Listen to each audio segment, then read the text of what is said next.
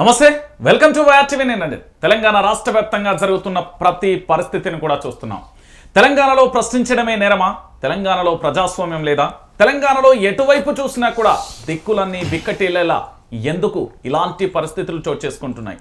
ఎక్కడైనా మాట్లాడాలన్నా, ఎక్కడైనా ప్రశ్నించాలన్నా, ఏ వైపు చూడాలన్నా కూడా భయాందోళనలో తెలంగాణ ప్రాంత బిడ్డలు ఉండాల్సిన పరిస్థితి ఎందుకు ఏర్పడింది? ఓ పక్కన సోషల్ మీడియా కానీ, డిజిటల్ మీడియా కానీ తెలంగాణ రాష్ట్ర వ్యాప్తంగా కూడా ఎవరు ప్రశ్నించినా కూడా హుక్కుపాదం మోపుతున్న పరిస్థితి కనబడుతుంది. అసలు తెలంగాణలో ఏం జరుగుతుంది? గత 10 నెలల కాలంలో ఎందుకు అక్రమ కేసులు బనాయిస్తున్నారు? కేసులకు సంబంధించి కేవలం బీఆర్ఎస్ పార్టీకి సంబంధించిన అడ్వకేట్ల బృందం మాత్రమే ఎందుకు పోరాటం చేస్తుంది? అసలు వాస్తవాలేంటి? దాని గురించి మాట్లాడేందుకు ఈరోజు వైఆర్టీవీ స్టూడియోలో ఉన్నారు జక్ల లక్ష్మణ్ గారు, క్రిమినల్ లాయర్ల నాంపల్లి కోర్టు నుంచి. వారితో మాట్లాడే ప్రయత్నం చేద్దాం. నమస్తే అండి. నమస్తే. ఎలా ఉన్నారు? బాగుంది. ఎలా అనిపిస్తుంది ఇప్పుడున్న పరిస్థితులను చూస్తే? అంటే కొద్దిగా రాష్ట్రంలో అలజడులు ఎక్కువైతున్నాయి, సమస్యలు ఎక్కువైతున్నాయి. అంటే సమస్యల గురించి కొట్లాడే వాళ్ళు ఎక్కువ అవుతున్నారు అనిపిస్తుంది అండి. అంటే గత 10 సంవత్సరాలలో ఎక్కడ ప్రశ్నించే వాళ్ళు కనిపించలేదా? అంటే 10 సంవత్సరాలలో కూడా ప్రశ్నించిండ్రు. ఆ ప్రశ్నలకి ఆన్సర్లు ప్రభుత్వం ఇచ్చింది అనిపించింది. కానీ ఇప్పుడు ఉన్న ఎవరైతే ప్రశ్నిస్తున్నారో ప్రశ్నించే ప్రతి గొంతును అరెస్ట్ చేయడం, ఫాల్స్ కేసు బుక్ చేయడం, రిమాండ్ చేయడం, జైలుకు పంపించడం జరుగుతుంది. అంటే ప్రశ్నించడం తగ్గాలనే కోణంలో కూడా జరుగుతుందేమో పోలీస్ వ్యవస్థ తీరు అని అనిపిస్తుంది. ఎన్ని సంవత్సరాలుగా మీరు ఈ వృత్తిలో ఉన్నారు అడ్వకేట్గా? 2009 నుంచి ఉన్నానండి. ఉన్నారు. ఇలాంటి పరిస్థితులు ఎప్పుడైనా చూసారా ఈ 10 నెలల కాలంలో జరిగిన పరిస్థితులను? అంటే నేను చూసాను తెలంగాణ ఉద్యమ సమయంలో. అంటే యాక్టివ్గా ఉస్మానియా యూనివర్సిటీకి సంబంధించిన దాదాపు కొన్ని వేల కేసులు నేను డీల్ చేశాను. అంటే అప్పుడు ఏమైంది, మనకు అరాచకం, నీళ్లు, నిధులు, ఉద్యోగాల కోసం పోరాటం, స్వరాష్ట్రం కోసం పోరాటం కోసం చేస్తుంటే అప్పుడు ఆంధ్ర పాలకులు కొంతమంది పెట్టిన అక్రమ కేసులలో స్టూడెంట్స్ కావచ్చు, ఉద్యోగులు కావచ్చు, పొలిటికల్ జాబ్ కావచ్చు, అడ్వకేట్స్ కావచ్చు, చాలామంది ఆ పోరాటంలో అరెస్ట్ అయిన సందర్భాలు ఉన్నాయి. అదొక కాజు కోసం చేసిన ఫైట్. కానీ ఇప్పుడు ఏ కాజు కోసం ప్రజలు అలాంటి కాజే ఇప్పుడు. నిరుద్యోగులు లేవు, ఉద్యోగాలు లేవు, నిరుద్యోగులు ఫైట్ చేస్తున్నారు. ఆటో కార్మికులు రోడ్ల మీదకి వచ్చారు, వాళ్ళ బతికేంది, వాళ్ళు బయటకు వచ్చేసారు. పోలీసులు ఏక్ పోలీస్ విధానం కోసం పోలీసులు రోడ్ల మీదకి వచ్చిండ్రు. లాయర్లు కూడా రోడ్ల మీదకి వచ్చిండ్రు. రాజకీయ నాయకులు రోడ్ల మీదకి వచ్చిండ్రు. రైతులు రోడ్ల మీదకి వచ్చిండ్రు. అసలు ప్రభుత్వం ఏం చేస్తుంది? వచ్చిన వాళ్ళ మీద కేసులు నమోదు చేస్తున్నారు, ఫాల్స్ కేసులు. ఈ మధ్యలో మనం చూసినాం ఫార్మా బాధితులు, రైతులు వాళ్ళ భూమి వాళ్ళవి ఇవ్వమంటే వాళ్ళ మీద కేసు పెట్టి జైలుకు పంపించడం. అంటే ఎటుపోతుంది రాష్ట్రం, ఎటుపోతుంది పోలీస్ డిపార్ట్మెంట్, ఏం చేస్తుందని నాకు అనిపిస్తుంది. అంటే ఎక్కడ చూసినా ఈ జక్కుల లక్ష్మణ్ ఎందుకు కనబడుతున్నారు? మిగతా అడ్వకేట్లు ఉన్నారు కదా తెలంగాణలో, చాలా మంది అడ్వకేట్లు మీకంటే సీనియర్లు ఉన్నారు, జూనియర్లు ఉన్నారు. వారందరూ కాకుండా మీరే ఎందుకు ప్రజల పక్షాన, ప్రశ్నించే గొంతుకల పక్షాన ఎందుకు వాదిస్తున్నారు అంటే ఏం చెప్తారు? అంటే నేను ఒక్కొని కాదండి. అంటే బీఆర్ఎస్ లీగల్లో అంటే ఫస్ట్ బిఫోర్ నా కామన్ ఇంటెన్షన్ అండి, ఒక రైతు కుటుంబం నుంచి వచ్చిన ఒక సామాన్య కుటుంబం నుంచి వచ్చిన వ్యక్తిగా సామాన్యుల బాధలు చేయాలంటే, ఇంకోటి ఇందులో అడ్వకేట్ ప్రిన్సిపల్ ఒకటి ఉంటుంది. అన్యాయం జరిగిన దగ్గర న్యాయం చేయడానికి కోసమే అడ్వకేసీ ప్రొఫెషన్ అనేది వచ్చింది. అది basic principle of the advocate.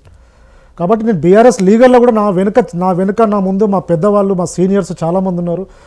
నా సహోదరులు కూడా, నా తోటి అడ్వకేట్స్ కూడా చాలామంది ఉన్నారు. అందరు సపోర్ట్ తోటి. నాకు ప్రీవియస్ బ్యాక్గ్రౌండ్ ఏంటంటే ఉద్యమం స్ఫూర్తి, తెలంగాణ ఉద్యమంలో కొన్ని వేల కేసులు చేసిన అనుభవం ఉంది. ఉస్మానియా విద్యార్థులతో అనుబంధం ఉంది. ఆ స్పోర్టింగ్ స్పిరిట్ ఉంది. కాబట్టి నా గురువు అంటే శ్రీరంగారావు గారు ఇచ్చిన స్ఫూర్తి ఉంది. ఇప్పుడు మోహన్ రావు గారు ఇచ్చిన సపోర్టు, భరత్ గారు ఇచ్చే సపోర్ట్ ఉంది. కాబట్టి ఇప్పుడు జరుగుతున్న అన్యాయం మీరు చూస్తున్నారు తెలంగాణ గత 11 నెలలుగా. అంటే ఒక ప్రొఫెషనల్గా సాటిస్ఫాక్షన్, ఒక తృప్తి కోసం మాత్రమే నేను చేస్తున్నాను. మీరు అన్నారు కదా, చాలామంది తెలంగాణలో అడ్వకేట్లు ఉన్నారు, సక్సెస్ అయినరు. చాలామంది నీడీ పీపుల్ కోసం ఫైట్ చేస్తున్నారు. కానీ నాలో ఇంటెన్షన్ ఏంటంటే, నేను బిగ్ బాస్ విన్నర్ పల్లవి ప్రశాంత్ గారు కావచ్చు, అంటే బియాండ్ ద పార్టీ, ఒక రైతు బిడ్డ బిగ్ బాస్ విన్నర్ అయ్యి తనను అక్రమంగా అరెస్ట్ చేస్తే 50 మంది అడ్వకేట్స్ని పెట్టి ఆయనను బెయిల్ నుంచి బయటకు తీసుకొచ్చి ఈరోజు అమెరికా పంపించిన సందర్భాలు ఉన్నాయి మాకు. అంటే ఒక కామన్ మ్యాన్కి అన్యాయం జరుగుతుంటే పోరాడడానికి మాత్రమే జక్కుల లక్ష్మణ్ ఉంటాడని మీ వైఆర్టీవీ ద్వారా తెలియజేస్తున్నాను. అంటే తెలంగాణ ఉద్యమంలో బీఆర్ఎస్ పార్టీకి సపోర్ట్గా కేసులు వాదించిల్లా, లేకపోతే అన్ని రాజకీయ పార్టీలకు కూడా మీరు సపోర్ట్ చేశారు? అయ్యో 100%. అంటే ఇప్పటికి కూడా తెలంగాణ ఉద్యమంలో ఎస్ఎఫ్ఐ, టీఆర్ఎస్వి, మిగతాకు సంబంధించిన ఏబీవీపీ, అన్ని స్టూడెంట్ ఆర్గనైజేషన్స్, అన్ని పొలిటికల్ పార్టీస్ కేసులు నేను చేశాను. వాళ్ళ పేర్లు ఇప్పుడు పొలిటికల్ లీడర్లు కూడా అంటే బీజేపీ కావచ్చు, టీఆర్ఎస్ కావచ్చు, టీడీపీ కావచ్చు, కాంగ్రెస్ కావచ్చు, అందరు పొలిటికల్ లీడర్ల కేసులు చేశాను. ప్రెజెంట్ కూడా నేను చేస్తున్నాను. అంటే 2014 తెలంగాణ రాష్ట్రం ఏర్పడిన రోజు, 2023 బీఆర్ఎస్ పార్టీ అధికారంలో నుంచి దిగిపోయిన రోజు, ఈ 10 సంవత్సరాలు అంటే ప్రశ్నించే గొంతుకల వైపు ఉన్నారా, లేకపోతే ఎవరి కేసులు వాదించారు? అంటే 100% అంటే నా దగ్గరకు వచ్చిన అన్యాయం నాకు కావాలని నా దగ్గరకు వచ్చిన అన్యాయం జరిగిందని నా దగ్గరకు వచ్చిన వాళ్ళు ఏ పార్టీ వాళ్ళైనా నా వరకు చేయాల్సిన సహాయం నేను చేశానండి. ఎన్ని కేసులు వాదించవచ్చు? ఇప్పటి వరకు దాదాపు 1000 కేసుల వరకు నేను వాదించాను, నా సొంత కేసులు. అది అంటే ఉద్యమం ఈ 10 సంవత్సరాలలో ఎన్ని కేసులు వాదించారు? 10 నెలల్లో ఎన్ని కేసులు వాదించారు? 10 నెలల్లో దాదాపు 200 కేసుల వరకు మేము చూస్తున్నాం అండి. ఆన్ బిహాఫ్ ఆఫ్ పార్టీ కావచ్చు, నా పర్సనల్ కేసులు కావచ్చు, బయట కేసులు కావచ్చు. కానీ ఇందులో ఉద్యమం సంబంధించి కేసులు వేరు, మళ్ళీ 1000-2000 కేసులు ఉద్యమం కేసులు చేశాము. ఈ 10 సంవత్సరాల కాలంలో నాకు తెలిసి 200 నుంచి 300 వరకు నా సొంత కేసులు నేను చేసుకున్నాను. ఉద్యమ సమయంలో ఇదే లక్ష్మణ్ కేసులు వాదించినప్పుడు ఉమ్మడి ఆంధ్ర పెత్తందారి వ్యవస్థ ప్రెజర్ పెట్టిందా? చాలా అండి, అది ఉంటుంది. అందుకే మా గురువు గారు శ్రీరంగారావు గారు ఒకటే చెప్తారు, మనం ప్రశ్నించే ముందు తప్పు చేయొద్దు లక్ష్మణ్. ఈ మధ్యలో భరత్ గారు అదే చెప్తారు, మోహన్ సార్ అదే చెప్తారు. వీళ్ళ మాట తూచా తప్పకుండా పాటిస్తారండి. మనం మనం ఎదురు ఇప్పుడు మీరు జర్నలిస్టులు కావచ్చు, ప్రశ్నించే ముందు ఫస్ట్ మనం తప్పు చేయొద్దు, అది 100% నేను ఫాలో అవుతా. కాబట్టి ఆ టైంలో చాలామంది తెలంగాణ ఎట్లా రాదు, నువ్వు ఇంత ముందుండి ఫైట్ చేస్తున్నావు, ఫైట్ చేయడం కానీ అప్పుడు నేను చాలా అంటే కల్చరల్ యాక్టివిటీస్ కానీ ఫైటింగ్ కానీ చాలా జడ్జి ఛాంబర్లోకి వెళ్ళి గొడవలు చేసిన సందర్భాలు ఉన్నాయి. అప్పుడు ఆ టైంలో హైకోర్టు కావచ్చు, నాంపల్లి క్రిమినల్ కోర్టు కావచ్చు, అంటే ఒత్తిళ్ళు ఉండేనా? చాలా ఒత్తిళ్ళు అండి, చాలా ఒత్తిళ్ళు. ఇప్పుడు ఆంధ్ర మిత్రులు ఉంటారు, ఆంధ్ర పొలిటీషియన్లు ఉంటారు. ఇంత అంటే ఒక రెబల్గా వెళ్ళే వాళ్ళం మనం, ఆ స్పిరిట్ అప్పటి నుంచి ఉన్నది. వెళ్ళే సందర్భంలో తెలంగాణ ఎట్లా రాదు, తర్వాత నిన్ను కూడా అరెస్ట్ చేస్తారు, ఇబ్బందులు అవుతాయని అంటే అది లేదు. మనకు కావాల్సింది కాజ్, ఒక తెలంగాణ కాజ్, ప్రత్యేక ఉద్యమంలో మన పాత్ర ఏంది, ఒక అడ్వకేట్గా నా పాత్ర ఏంది, నేను చేస్తున్న పాత్ర ఏంది, నా వంతు నేను ఉద్యమం కోసం చేస్తున్న స్పిరిట్ ఏందనేది దాని కోణంలో ఆలోచించి చేయడం జరిగింది. అంటే 10 సంవత్సరాల కాలంలో అలాంటి ఒత్తిళ్ళు ఏమీ లేవు. కొంతవరకు ఉన్నా మనం ఒక కాజు గురించి ఫైట్ చేసినప్పుడు ఒత్తిళ్లకు తలొగ్గితే మనం కాజు అనేది పక్కకు తప్పుకుంటుందనే అభిప్రాయంతో ఉన్నవాళ్ళు. అంటే కొత్తగా కాంగ్రెస్ పార్టీ అధికారంలోకి వచ్చిన తర్వాత అంటే మాలాంటి చాలా మంది జర్నలిస్టులకు కూడా మీరు సపోర్ట్ చేసిరు. ఇక్కడ సోషల్ మీడియా కానీ బిహైండ్ చాలా మందికి కూడా మీరు సపోర్ట్ చేస్తూ వస్తున్నారు. ఏంటి, ఎందుకు సపోర్ట్ చేయాలి మాకు? అంటే అదే ఇప్పుడు జర్నలిస్ట్ రంజిత్ అనే వ్యక్తి నాకు పార్టీ ద్వారా కావచ్చు, బయట ఒక ఫ్రెండ్ నాకు మాత్రమే. శంకర్ కావచ్చు, చాలామంది ఉన్నారు, ఇప్పుడు సరిత కావచ్చు, అంటే బియాండ్ ద పార్టీ వీళ్ళకి మేము హెల్ప్ చేయడం జరిగింది. ఎందుకంటే ప్రశ్నించే గొంతులు ఇవి. అంటే మనము చట్టం ఒకటి క్లియర్గా చెప్తుంది, ఇన్ఫర్మేషన్ టెక్నాలజీ యాక్ట్ అనేది క్లియర్గా చాలామందికి తెలియదు. వైఆర్ టీవీ ద్వారా నేను చెప్తున్నా, రీసెంట్గా సుప్రీంకోర్టు కూడా చెప్పడం జరిగింది. ప్రశ్నించడం, ప్రజా ప్రయోజనాల కోసం ప్రశ్నిస్తున్నటువంటి జర్నలిస్ట్ కావచ్చు, సోషల్ మీడియా వారియర్స్ కావచ్చు, వాళ్ళ మీద కేసులు నమోదు చేయొద్దని ఇన్ఫర్మేషన్ టెక్నాలజీ యాక్ట్ 2000 అని క్లియర్గా చెప్తుంది. వాళ్ళ మీద ఎఫ్ఐఆర్ నమోదు చేయొద్దు. ఆ విషయాన్ని పక్కన పెడుతూ ఇప్పుడు గవర్నమెంట్ కొన్ని ఫాల్స్ కేసులు బుక్ చేస్తుంది. ఈ మధ్యలో నాకు తెలిసి ఏ జర్నలిస్ట్ కూడా ఫోర్జరీ చేయడండి, ఫోర్జరీ కేసులు బుక్ చేస్తున్నారు. ఏ జర్నలిస్ట్ కూడా క్రిమినల్ కాన్స్పిరసీ చేయడు. జస్ట్ ప్రజా సమస్యని ప్రభుత్వం దృష్టికి తీసుకెళ్లడం వరకు మాత్రమే జర్నలిస్టులు చేస్తున్న పని. ఇప్పుడు మీరు కావచ్చు, చాలామంది మీ తోటి జర్నలిస్టులు కావచ్చు, అలాంటి సందర్భంలో అక్రమ కేసులు మీ మీద పెడుతున్నప్పుడు నిజంగా మీరు వెళ్తున్న వే రాంగ్ అయినప్పుడు మాత్రం నేను ఇన్వాల్వ్ కాను ఆ విషయంలో. రంజిత్ అనే వ్యక్తి ప్రాపర్గా వెళ్తున్నాడు, ప్రాపర్గా ప్రశ్నిస్తున్నాడు కాబట్టి ప్రజలు ఆదరిస్తున్నారు. నాలాంటి వాళ్ళు మీకు సపోర్ట్ చేయడానికి ముందుకు వస్తున్నారు. ఎందుకు అంటే ఒక ప్రభుత్వం ప్రశ్నించే గొంతుకలంటే ప్రభుత్వం సమస్యలను, ప్రభుత్వం చేస్తున్న తప్పిదాలను మేము వెలికి తీసే ప్రయత్నం చేస్తున్నాం. ఎందుకు ఇక్కడ ప్రజాస్వామ్య పద్ధతిలో కాకుండా స్వతహాగా కూడా వ్యక్తిగత కక్షలా అనిపించట్లేదా? ఎందుకంటే మీరు లాయర్గా చూస్తున్నారు. అంటే 100% ఇప్పటి వరకు మేము బీఆర్ఎస్ బీఆర్ఎస్ కాకుండా బయట కేసులు కూడా చూసిన సందర్భంలో కంప్లైంట్ ఇవ్వడం కూడా ప్రాపర్గా ఇవ్వట్లేదు. అంటే కంప్లైంట్ ఎందుకు ఇస్తున్నారు, ఏం కావాలని ఇస్తున్నారో పోలీసులకు కూడా అర్థమవుతలేదు. నిజంగా ఇప్పుడు ఇస్తున్నా అంటే 11 months నుంచి కాంగ్రెస్ ప్రభుత్వం వచ్చినప్పటి నుంచి అయిన ఎఫ్ఐఆర్లు కావచ్చు, కంప్లైంట్స్ కానీ మనం చూసుకుంటే ఏ ఎఫ్ఐఆర్ కూడా ఇన్వెస్టిగేషన్ దశలోనే ల్యాక్ ఆఫ్ ఎవిడెన్స్ కూడా క్లోజ్ అయ్యే కేసులు. ఓకే, కానీ క్లోజ్ చేయకుండా ఎఫ్ఐఆర్ నమోదు చేస్తున్నారు. నమోదు చేయడం వల్ల ఎవరికి లాభం, ఎవరికి నష్టం అనేది క్లియర్గా బెనిఫిట్ ఆఫ్ డౌట్ కింద ఈ కేసులన్నీ క్వాష్లో కావచ్చు, ట్రయల్లో కావచ్చు పోయే కేసులే. తర్వాత మాలిసియస్ ప్రాసిక్యూషన్ అని ఉంటుంది. ఆ ప్రాసిక్యూషన్ ప్రకారం ఐఓ మీద, ఇన్వెస్టిగేషన్ ఆఫీసర్ మీద క్రిమినల్ ప్రొసీజర్ ప్రకారము, ఇప్పుడు బిఎన్ఎస్ఎస్ రూల్ ప్రకారము పరువు నష్టం దావా కూడా వేయవచ్చు. నెక్స్ట్ మేము చేయబోతే అదే, ఇప్పుడు ఏదైతే కేసులు చేస్తున్నామో అక్విడల్ అయిన తర్వాత మాలిసియస్ ప్రాసిక్యూషన్ వేసి ఇన్వెస్టిగేషన్ ఆఫీసర్ నుంచి పరువు నష్టం కట్టేలాగా చేపిస్తామని. మొట్టమొదటిసారి కాంగ్రెస్ పార్టీ అధికారంలోకి వచ్చిన తర్వాత ఫాల్స్ కేసులో మొదటగా మీరు వాదించిన కేసు ఏంటి? క్రిషాంక్ కేసు అండి. క్రిషాంక్ కేసు ఏం జరిగింది ఆ కేసులో? అసలు సింపుల్గా చెప్తున్నాను, నేను క్రిషాంక్ కేసు చేసినందుకు నిజంగా అండి, ఈరోజు నేను ఫార్మా రైతులు క్రిషాంక్ అంటే బియాండ్ ద పార్టీ, క్రిషాంక్ నాకు యూనివర్సిటీ నుంచి నాకు ఫ్రెండ్, ఇద్దరము క్లోజ్ ఫ్రెండ్స్, అసోసియేట్స్ ఓయూలో ఉన్నప్పుడు. అప్పుడు ఉద్యమం కేసులు కూడా క్రిషాంక్ ఆన్ రికార్డుగా దాదాపు 15-20 కేసులు నేను మొత్తం కేసులు ఇప్పటివరకు నేనే చేస్తున్నా. పార్టీలకు సంబంధం లేదు. మీరు అన్నారు కదా క్రిషాంక్ రేపు ఏ పార్టీలకైనా ఏ పార్టీలోనూ ఎక్కడున్నా క్రిషాంక్ కేసులు మాత్రం నేనే చేస్తాను, ఆయన నాకే ఇస్తాడు. ఆ బాండింగ్ అనేది ఏర్పడ్డది. ఇక్కడ క్రిషాంక్ గారిని ఓయూ హాస్టల్కి సంబంధించిన ఇష్యూ, లాస్ట్ ఇయర్ వాటర్ లేవు అని రేవంత్ రెడ్డి గారు ఏదో ట్వీట్ పెట్టారు. వాటర్ ఉన్నవి, జస్ట్ వెకేషన్ అని చెప్పి అప్పుడు వార్డెన్ ఇచ్చిన సర్క్యులర్ని క్రిషాంక్ షేర్ చేయడం జరిగింది. క్రిషాంక్ షేర్ చేయడం తప్పు ఎట్లా అవుతుంది, రేవంత్ రెడ్డి చేయడం రైట్ ఎట్లా అవుతుంది? This is fake, this is original అని క్రిషాంక్ షేర్ చేయడం జరిగింది. ఓకే, ఆ షేర్ చేసిన దాని మీద అది క్రిషాంక్ ఫ్యాబ్రికేట్, మీకు అన్నారు ఇంత 336 అనేది కొత్తగా ఫోర్జరీ సెక్షన్ అనేది పెట్టడం జరుగుతుంది. క్రిషాంక్ ఫోర్జరీ చేసిన కేసు కాదు, లాస్ట్ ఇయర్ వార్డెన్ ఇష్యూ చేసిన సర్కిల్ని తన ట్విట్టర్ అకౌంట్లో పోస్ట్ చేయడం జరిగింది. This is the clear, last year water problem లేదు, అప్పుడు అదేది హాస్టల్స్ మెస్కు హాలిడేస్ సందర్భంలో వాళ్ళు స్టూడెంట్స్కి మేము లీవ్ ఇస్తున్నామని చెప్పారు. కానీ రేవంత్ రెడ్డి గారు ఇచ్చిన షేర్ చేసిన దాంట్లో వాటర్ ప్రాబ్లం ఉందని చెప్పడం జరిగింది. That is fake, that is wrong అని పెట్టాడు. నిజంగా ఏది ఫేక్ ఒరిజినల్, నిజంగా క్రిషాంక్ పెట్టిందే ఫేక్ అనుకుంటే, రేవంత్ రెడ్డి గారు పెట్టిందే ఫేక్ అనుకుంటే, ఆ రెండు డాక్యుమెంట్స్ని FSLకి పంపించాలి, ఫోరెన్సిక్స్ ల్యాబ్కి పంపిస్తే this is original, this is fake. అది చేయరు. ఎందుకు చేయరంటే క్రిషాంక్ పెట్టిందే ఒరిజినల్. అంటే క్రిషాంక్ ఈజ్ ఎ జెన్యూన్. నేను చెప్తున్నాను, గర్వంగా చెప్తున్నా, క్రిషాంక్ ఏది చేసినా ఆయన ఇన్వెస్టిగేట్ చేసుకుంటాడు. ఒక డాక్యుమెంట్ని షేర్ చేస్తున్నా కానీ, ఒక న్యూస్ని పబ్లిష్ చేస్తున్నప్పుడు కానీ, ఒక మీడియాలో డిబేట్ చేస్తున్నప్పుడు కానీ క్లియర్గా దాని మీద పరిశోధించి దాని మీద ఇన్వెస్టిగేట్ చేసుకొని ప్రాపర్ డాక్యుమెంట్స్ రికార్డ్స్ తీసుకొని ఆయన మాట్లాడడం జరుగుతుంది. అది ఒక ఫ్రెండ్గా నాకు తెలుసు. కాబట్టి ఆ విషయంలో నేను క్లియర్గా క్రిషాంక్ తరఫున ఫైట్ చేయడం జరిగింది. కొంత ప్రభుత్వ ప్రెజరా ఏదో ప్రెజర్ తెలియదు, కొంత ఒక 10 days డిలే వల్ల ఆయనకు బెయిల్ రావడం జరిగింది. ఫస్ట్ కేసు ఫాల్స్ కేసు అంటే జడ్జి గారు ఏమన్నారు ఆ కేసు కోసం? అంటే జడ్జి గారి దగ్గర మేము ప్రొడ్యూస్ చేశాం ప్రాపర్. ఆ టైంలో ఏంటంటే జడ్జి గారికి నలుగురు జడ్జిలు మారడం జరిగింది. ఒక జడ్జి లీవ్లో ఉండడం, మళ్ళీ ఆయన ఉంటే కొత్త రావడం, ఇన్ఛార్జ్ వాళ్ళు వినడం, ఆర్డర్స్ పెట్టుకోవడం, అట్లా ఈ 10 days గ్యాప్ అనేది రావడం జరిగింది. జడ్జి గారి దగ్గర క్లియర్గా మేము చెప్పినాం, సార్ ఒకటే చెప్తున్నాము, క్రిషాంక్ షేర్ చేసినటువంటి సర్కులర్ ఏదైతే ఉందో అదే సర్కులర్ లాస్ట్ ఇయర్ స్టూడెంట్స్ ఇప్పుడు వెకేషన్ హాలిడేస్ అని స్టూడెంట్స్ వాట్సాప్లలో షేర్ చేసుకున్న సర్క్యులర్ ఏదైతే వాట్సాప్ గ్రూప్లో ఉంటే అవన్నీ మేము పెన్ డ్రైవ్లో వేసి అవన్నీ డాటా తీసి జడ్జి గారి ముందు సబ్మిట్ చేయడం జరిగింది. మీరు క్లియర్గా చూడండి, ఇప్పటి సర్క్యులర్ ఆ సర్క్యులర్ మీరు క్లియర్గా చూడండి. అవసరం పడితే FSLకి మీరు ఫోరెన్సిక్స్ ల్యాబ్ కూడా మీరు పంపించవచ్చు. జడ్జి గారికి చెప్పిన తర్వాత దానికి ఆ విషయంలో జడ్జి గారు కొంతవరకు దాన్ని కన్విన్స్ అయిన తర్వాత జడ్జి గారు కండిషన్ బెయిల్ క్రిషాంక్ గారికి ఇవ్వడం జరిగింది. మొదటి కేసు క్రిషాంక్ది. ఇప్పుడు ప్రస్తుతం ఏ కేసు ఎండ్ అయింది అంటే ఫాల్స్ కేసులో? నిన్నటి వరకు దిలీప్ కొణతం గారిది. నిన్న రాత్రి దిలీప్ కొణతం గారిది కూడా దట్ ఈస్ ఏ ఫేక్. అంటే ఒకటని మనం ప్రజాస్వామ్యం ఉన్నామా తెలంగాణలో అనిపిస్తుంది ఒకసారి.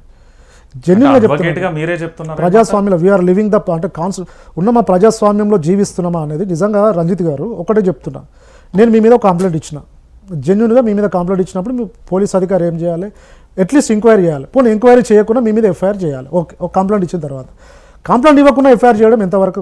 This is what is the law? Dilip గారి మీద ఎవరు కంప్లైంట్ చేయలేదు, ఎవరు కన్ఫెషన్ చేయలేదు, ఆయన పేరు ప్రస్తావించలేదు. ఇంతకుముందు గౌతమ్ గౌడ్కి సంబంధించిన కేసులో ఆయన రిమాండ్ అయ్యారు, బయటకు వచ్చారు, స్టే ఉంది. ఇంకోటి కొణతం దిలీప్ గారికి సంబంధించిన 2317 అనే క్రైమ్లో హైకోర్టులో స్టే ఉంది. ఆయన వెళ్ళింది కూడా హైకోర్టు ఆర్డర్ పట్టుకొని సైబర్ క్రైమ్స్కి వెళ్ళడం జరిగింది. హైకోర్టు ఆర్డర్ను కూడా వైలేట్ చేస్తూ వాళ్ళు అరెస్ట్ చూపించి రిమాండ్ తీసుకొచ్చినప్పుడు జడ్జి గారు ఏం చేస్తారండి? జడ్జి గారికి చెప్తాం కదా మేము హైకోర్టులో స్టే ఉంది సార్, ఇది కూడా హైకోర్టు ఆర్డర్ ప్రకారమే సైబర్ క్రైమ్స్కి వెళ్ళడం జరిగింది. ఆయన వాళ్ళు తనని ఎలాంటి ప్రాపర్ రీజన్ లేకుండా, తనని అరెస్ట్ ఇంటిమేషన్ లేకుండా అరెస్ట్ చేసి తీసుకొచ్చారు కాబట్టి రిమాండ్ రిజెక్ట్ చేయమని మేము చెప్పడం జరిగింది. ఓకే, ఐఓ గారిని జడ్జి గారు కూడా క్లారిఫికేషన్ అడిగారు. ఏంటి అంటే మాకు హైకోర్టులో క్వాష్ ప్రొసీడింగ్స్ మా దగ్గరికి రాలేదు కాబట్టి మేము రిమాండ్ చేసినాం. అంటే పూర్తి స్థాయిలో అది కూడా ఫాల్స్ కేసు 100% అండి. మీరు అబ్జర్వ్ చేయండి, ఇప్పుడు మీ మీద అయినా కేసే కావచ్చు, చాలా మిమ్మల్ని ఎవరో తిడితే ఆయన మీద మీరు కంప్లైంట్ చేయాల్సింది ఎవరో వచ్చి కంప్లైంట్ చేయడం, మిమ్మల్ని లోపల వేసే ప్రయత్నం చేయడం, ఇదే వివరాలు మేము జడ్జి గారి దగ్గర చెప్పడం, జడ్జి గారు మళ్ళీ సేమ్ డే బెయిల్ ఇవ్వడం. అంటే ఒక చిన్న పాయింట్, మీరు ఇప్పటి వరకు అడ్వకేట్ ప్రస్థానంలో చాలా వరకు కేసులు చేస్తుంటారు, ప్రజాస్వామ్యబద్ధంగా రాజ్యాంగబద్ధంగా వాదించుంటారు. కానీ ఒక నోటీస్ లేకుండా అంటే నక్కి దాక్కొని అంతమంది SOT పోలీసులను అరెస్ట్ చేసిన వీడియో చూస్తుండొచ్చు, దాన్ని ఎలా చూడొచ్చు అసలు? అంటే ఇక్కడ ఒకటే, మీరు అట్లీస్ట్ బాత్రూమ్ కూడా వెళ్ళకుండా అరెస్ట్ చేయడం అనేది కామన్, అంటే ప్రొసీజర్లో లాలో ఉన్నది. అందుకే నేను కాన్స్టిట్యూషన్ అనేది ఎందుకు చెప్తున్నా అంటే, రీసెంట్గా లక్ష్మణ్ గారు కూడా చెప్పారు, జస్టిస్ లక్ష్మణ్ గారు కూడా, అట్లీస్ట్ అరెస్ట్ చేసే ముందు మీరు 41 ఫాలో కావట్లేదు, ఓకే వదిలేయండి, అట్లీస్ట్ అరెస్ట్ ఇంటిమేషన్. రంజిత్ని అరెస్ట్ చేస్తున్నాం, అట్లీస్ట్ వాళ్ళ ఆఫీస్లో వాళ్ళ సెక్యూరిటీ గార్డ్ కానీ ఇవ్వాలి కదా. మీ కేసులో కాదు, ఏ కేసులో కూడా కనీసం ప్రాపర్గా అరెస్ట్ చేసిన ఇమ్మీడియట్కే అరెస్ట్ ఇంటిమేషన్ ఇవ్వట్లేదు. అంటే అందుకే లాను వైలేట్ చేస్తున్నారు. ఆ ఇష్యూని మేము హైకోర్టుకి కొన్ని కేసులలో తీసుకెళ్ళాము. మళ్ళీ కూడా ఆల్ కేసెస్ని బట్టి మేము హైకోర్టులో రిట్ పిటిషన్ మూవ్ చేస్తాం. అంటే ఈ తెలంగాణ రాష్ట్రానికి, యువతకు, ఇక్కడ ఉండే పౌరులకు ఈ ప్రభుత్వం ఏం సందేశం ఇస్తుంది ఇలాంటి కేసులో? అంటే నేను అందుకే కొన్ని స్కిల్ డెవలప్మెంట్ అంటున్నాం. నిజంగా అది పెడితే యూత్కి నైపుణ్య శిక్షణ కేంద్రాలు పెట్టి వాళ్ళకి ఇస్తే చాలా మంచిదండి. అందుకే నేను ఏం చెప్తున్నా, బీఆర్ఎస్ గవర్నమెంట్ ఉన్నప్పుడు ప్రతి కాన్స్టిట్యూన్సీలో కోచింగ్ సెంటర్లు ఎమ్మెల్యే ఆధ్వర్యంలో జరిగిన సందర్భాలు ఉన్నాయి. కోచింగ్ సెంటర్ ప్రతి కాన్స్టిట్యూన్సీలో కోచింగ్ సెంటర్ ఫ్రీగా ఉచిత కోచింగ్ ఇచ్చారు. ఎంట్రన్స్ రాదు అంటే చూడండి మీరు ఇప్పుడు ఎక్కడో సిటీలో ఉంటాయి కోచింగ్ సెంటర్లు, కానీ అప్పుడు ఏమైతే ఇక్కడ నుంచి అక్కడికి తీసుకెళ్లారు. తాను అడ్మినిస్ట్రేషన్ అనేది ఇప్పుడు ఏది కలెక్టరేట్లను కావచ్చు, మండల స్థాయి కావచ్చు, తాలూకా కోర్టులను కావచ్చు, కోచింగ్ సెంటర్లను కావచ్చు, ప్రతిదీ ప్రజల వద్దకు తెచ్చిండ్రు. ఇప్పుడు ప్రజలకు దూరం చేస్తురేమో అనిపిస్తుంది. అంటే లక్ష్మణ్ ఇన్ని కేసులు వాదించిండు అంటే ఈ 10 నెలల్లో ఎన్ని కేసులు రావచ్చు మీ దగ్గరికి? అంటే పార్టీ పరంగా నాకు తెలిసి ఒక 100 కేసుల వరకు మేము చేసాము. దాంట్లో ఎన్ని విజయవంతంగా అయిపోయినాయి? అంటే ఇప్పటివరకు మేము 99% ఇప్పుడు నాకు తెలిసి గౌతమ్ గౌడ్ అరెస్ట్ అయ్యాడు, క్రిషాంక్ అరెస్ట్ అయ్యాడు, కొనతం దిలీప్ గారిని అరెస్ట్ చేద్దామని చూశారు కానీ మేము అది చేయలేదు. మీరు కూడా అరెస్ట్ అయ్యారు, కానీ అరెస్ట్ కాకుండా కొంచెం దాదాపు ఒక 10-15 కేసులలో అరెస్ట్ చేస్తే ఇమీడియట్గా మేము సేమ్ డే రిమాండ్ రిజెక్ట్ చేయడమా, సేమ్ డే బెయిల్ 41 ఫాలో అవ్వమని బెయిల్ ఇప్పించడం జరిగింది. కొన్ని 3-4 కేసులు తప్ప 99% మాకు సక్సెస్ రేట్ ఉంది ఇప్పుడు లీగల్గా. ఇన్ని కేసులను వాదించాలి కదా, ప్రభుత్వం లక్ష్మణ్కు ఫోన్ చేయట్లేదా? బేరాలు ఏమన్నా రావట్లేదా? లేకపోతే ఒత్తిళ్ళు, ప్రెజర్లు అనేటివి ఉంటాయి. ఒక అడ్వకేట్గా మీరు అయి ఉండొచ్చు, కానీ మీరు ముఖ్యంగా ఇక్కడ మనం మనసులో అంటే ప్రాణం కంటే గొప్పది ఏది కాదనేది ఒక సామెత ఉంటుంది. నిజంగా అలాంటి ఒత్తిళ్ళు ఏమైనా వచ్చినాయి? అంటే మా మిత్రులు చెప్పారండి, అంటే లక్ష్మణ్ ఇక్కడ నువ్వు బాగా అంటే ఇప్పటి నుంచి 2009 నుంచి నాకు కేసీఆర్ గారు, కేటీఆర్ గారు, హరీష్ రావు గారు అంటే వాళ్ళ లీడర్షిప్ అంటే ఇష్టం, నాకు బాగా వాళ్ళ స్పిరిట్ అంటే ఇష్టం.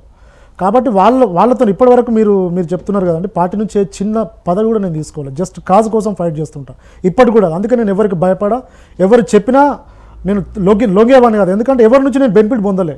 జస్ట్ నా కమ్యూనికేషన్, నా సర్కిల్, నా ఫ్రెండ్స్ ఇచ్చే కేసులతోటి ఈరోజు నేను హైదరాబాద్లో బతుకుతున్నా.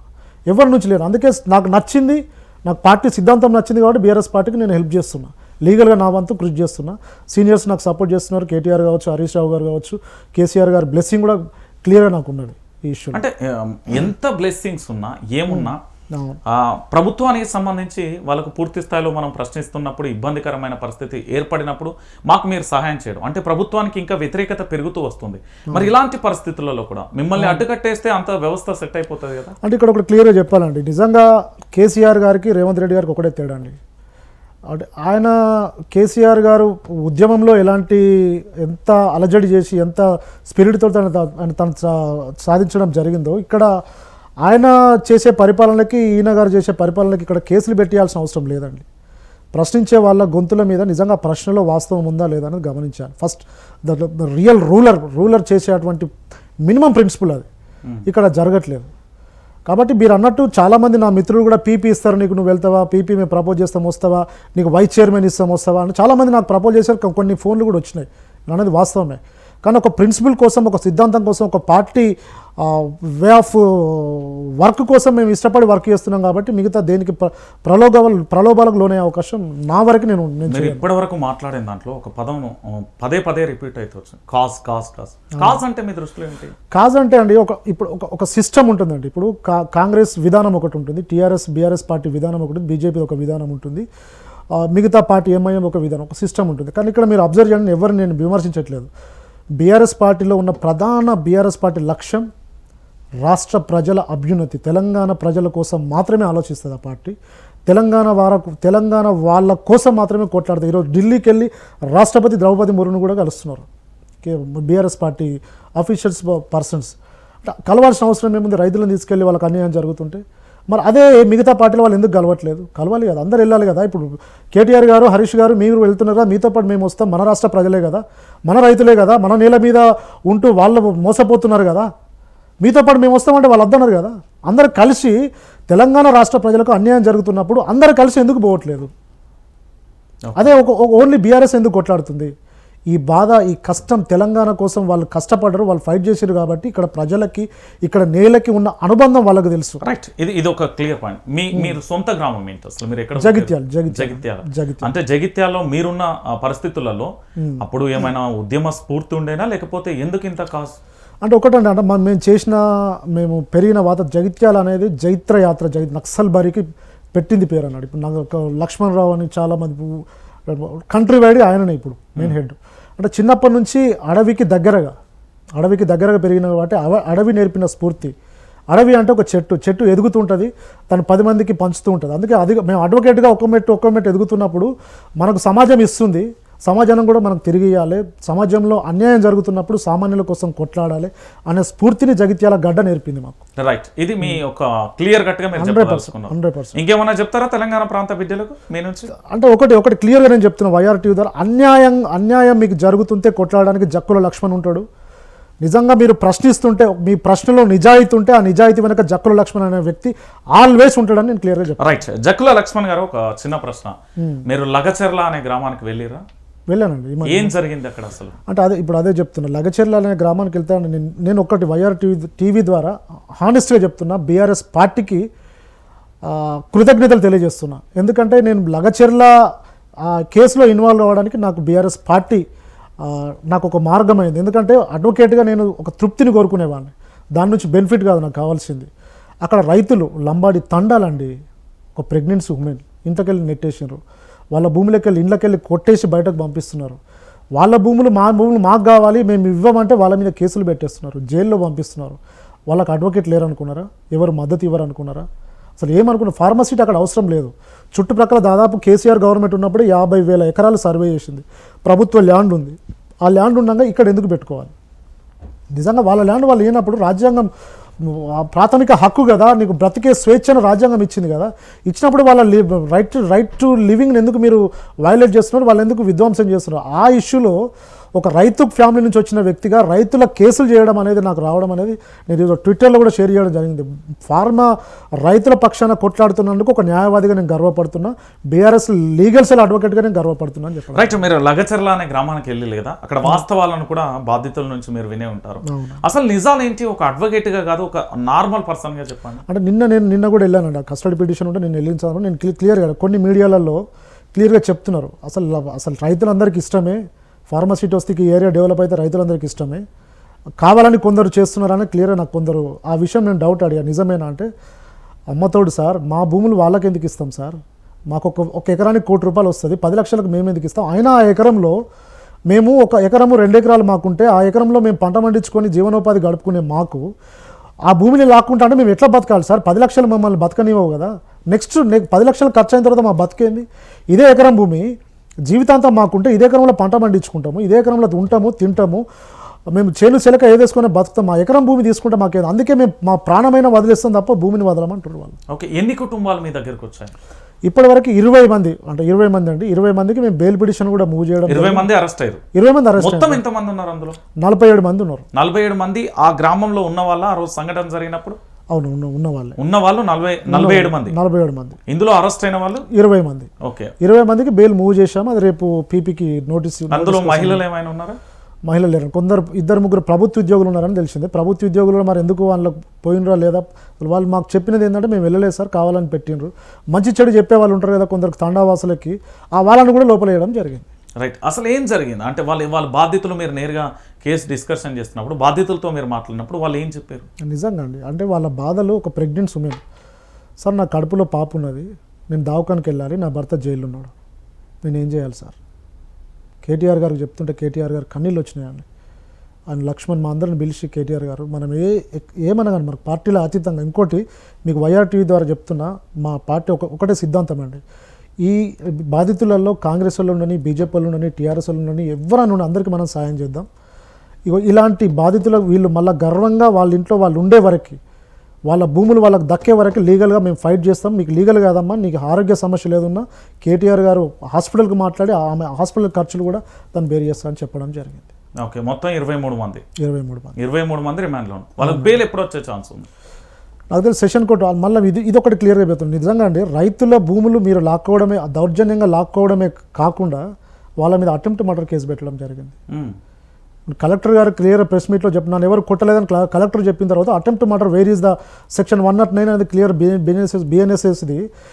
వీళ్ళందరూ మమ్మల్ని అటాక్ చేసిర్రు, చంపడే ప్రయత్నం చేసిర్రు అని 4 కేసులు ఎఫ్ఐఆర్లు. ఎఫ్ఐఆర్ 145, 153, 154, 155, ఒకే ఇన్సిడెంట్ 4 ఎఫ్ఐఆర్లు. అంటే వాళ్ళు 1-2 నెలల దాకా బయటకు రావద్దు, ఈ భూములు మేము తీసుకోవాలి, ఫార్మసిటీ పెట్టుకోవాలి. ఇప్పుడు ఏం చేశారు, వాళ్ళ ఫ్యామిలీ వాళ్ళు బయటకు వచ్చి స్టేట్ ఎస్సీ ఎస్టీ కమిషన్ కలవడం జరిగింది, నేషనల్ ఎస్సీ ఎస్టీ కమిషన్ కలవడం, రేపు రాష్ట్రపతి గారిని కూడా కలవడం జరుగుతుంది. కమిషన్ సభ్యులు కూడా క్లియర్గా చెప్పడం జరిగింది, అరెస్ట్ చేసిన పోలీస్ అధికారుల మీద మేము యాక్షన్ తీసుకోబోతున్నాం, మళ్ళీ అరెస్టులు చేస్తే సీరియస్గా యాక్షన్ ఉంటుందని. ఈరోజు ఇంకొకరిని అరెస్ట్ చేసినట్టున్నారు మళ్ళీ. అని లాను కూడా వాళ్ళు నమ్మకుండా, అట్లీస్ట్ లాను నమ్మకండి అంటే మన మనుషులం, ఒక వ్యక్తి బతుకుతున్నాడు, ఎవరికి వాళ్ళు ఇబ్బంది కలిగించట్లేదు. మా భూమిలో మేము వండుకొని తింటామంటే వద్దనడానికి మీరెవరు?